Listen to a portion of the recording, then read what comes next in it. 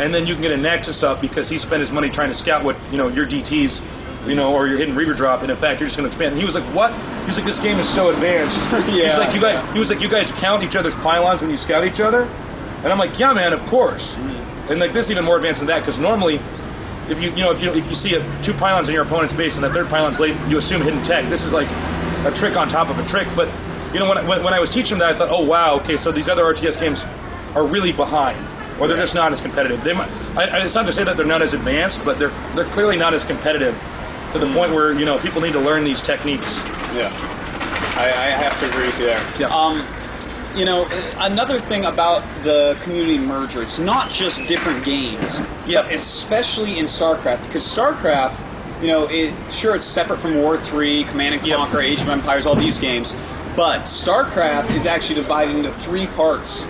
Anyways, within itself, we have the English-speaking community, the Chinese-speaking community, that's quite true, and the Korean-speaking community. So we don't know exactly what's going to happen, those merging, but there is going to be more, Well, that's actually a really interesting point. I'm glad you brought that up because, for instance, Chinese players play completely differently from Koreans. Completely different. And Americans play quite different. Americans or Europeans, I should say, because those communities are pretty unified.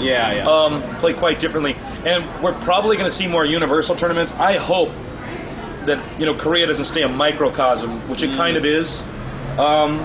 You and me know that the most when you come down here. It's like, and I mean, frankly, I think there is kind of this idea that goes around that the Koreans are infinitely better than the people outside Korea, and it's actually not quite true. Not true. We've actually done experiments. We've had the best Americans or best Europeans play against some of the Korean pro gamers, and they do fine. I mean, the top 10 in Korea are definitely better than the top 10 outside of Korea, but it's not like there's 400 Koreans that can't be touched by anybody outside of there. So Absolutely. I think competition internationally will be quite good.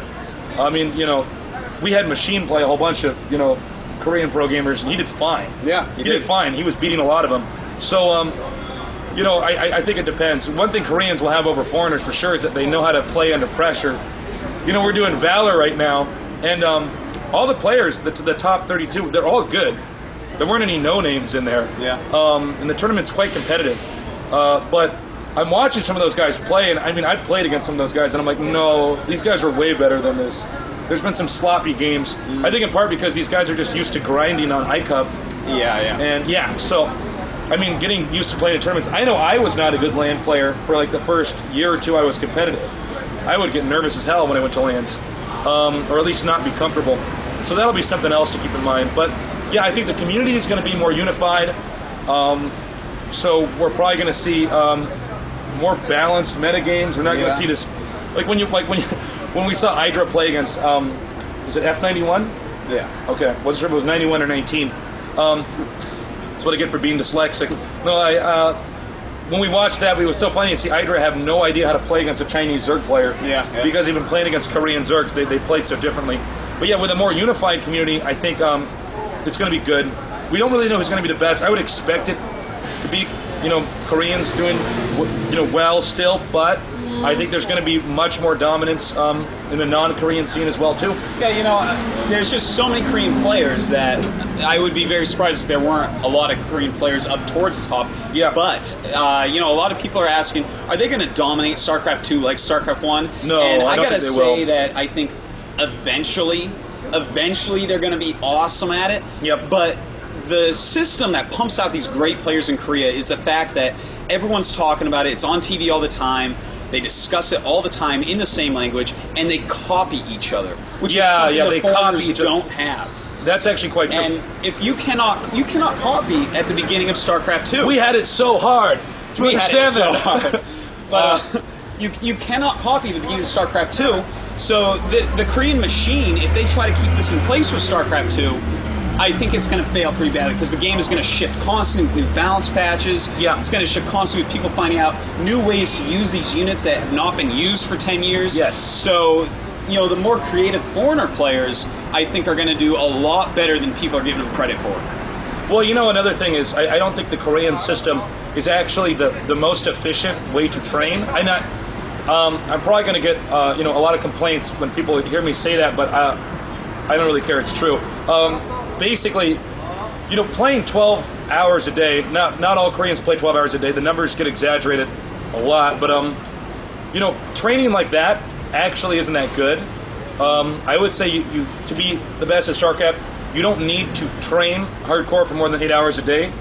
And I think any sports psychologist who analyzed the training setup that they have here in Korea would say, no, there's definitely better ways to do this. Some of those guys are, this is why we see, I think, the transition of different pro gamers on top is that there's a huge turnover. There's a burnout rate down here because, and I think if living in Korea for over a year now, I see it's part of the Korean culture. They work very, very hard. Sometimes they overwork themselves. Staying late in the office in Korea is kind of considered a virtue. Whereas for instance in the States or in other places, when you're done, go home. That kind of attitude. But I think some of these pro gamers are burnt out, I don't know. The reason why they're the best, if you want to know, is because if you have, a dozen very motivated, passionate players.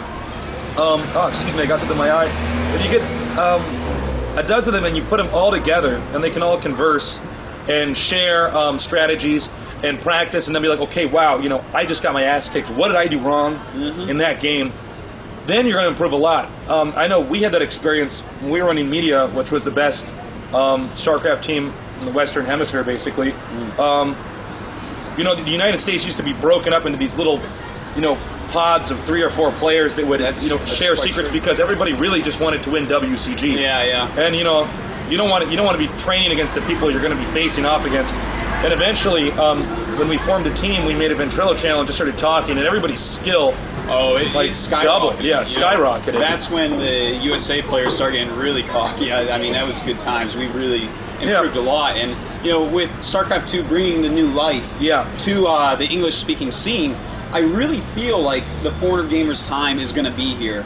And I think so, actually. I have a few names that are going around in my head that I'm thinking these guys are going to dominate. Personally, for me, I've been saying this since they announced StarCraft 2. I see Rhett and Skew as being the two of the very best StarCraft 2 players in the world. You forgot about Tasteless. And that guy is Artosis, that guy is so good. 2 of the best. Yeah. Okay. Not the 2 best. Okay. Anyways. Go on. No, I'm not mad. No, go on. I think that those 2, and I think a lot of these big names, such as like Mondragon, of course he's going to do great if he applies himself to it. I think so. Will he? We don't know. I think that some of the players that are really good, and they're good because they're smart. People like In Control, people like G5. Yeah, I think it's going to be really important. Like, I worry about. I think Idra's very good, but he's one of these guys who's known for being mechanically superior. He's like a Korean. He's copied to get to his skill level. Yeah, and I think this like a player like In Control, for instance, who's just smart. Like when he went WCG USA, that was one that I was broadcasting at. What year was that? 07. 07, yeah. He just literally outsmarted every single player. And I think that's what you're going to need in StarCraft 2. I don't think it's going to be as mechanically demanding. But yeah, I don't have any predictions for who's going to be the best because we're going to have to wait and see. For all you know, somebody like Mondragon might not be playing StarCraft 2. Absolutely. The StarCraft, a lot of the good StarCraft players are quite old now. So some of them, have jobs or are in graduate school or they're doing other stuff. So we'll see, who really comes out. I can't wait though. And I'm going to be casting StarCraft 2. I'm going to do it. It's going to be awesome. Oh, yeah. You're going to do it. We're going to do it. It's going to be cool. It's gonna be I so can't wait. cool. I look forward to doing that, definitely. Yeah. And I was talking about it on my weekly show this week, a lot about things similar to this. And, people are saying dream matchups they want to see from these different games hitting into each other. Yeah. And I'm wondering if you have any of those. Like, are there 2 players that never get to meet that you want to see meet on this even StarCraft 2 playing field? Any game, any community. I would just say. Who do you want to see bash Well, heads? I think since I play all the Blizzard games basically. I would just say I want to see top Korean. I want to see Flash against Moon or something just because that'd be fun. I don't even know if I really care who wins, but I think that'd be a fun matchup. Or a top Korean StarCraft player against a top American StarCraft player, whether that's you or me or Noni or somebody like that. That would just be fun for me to see. Again, I don't really care who wins. Yeah. I just want to see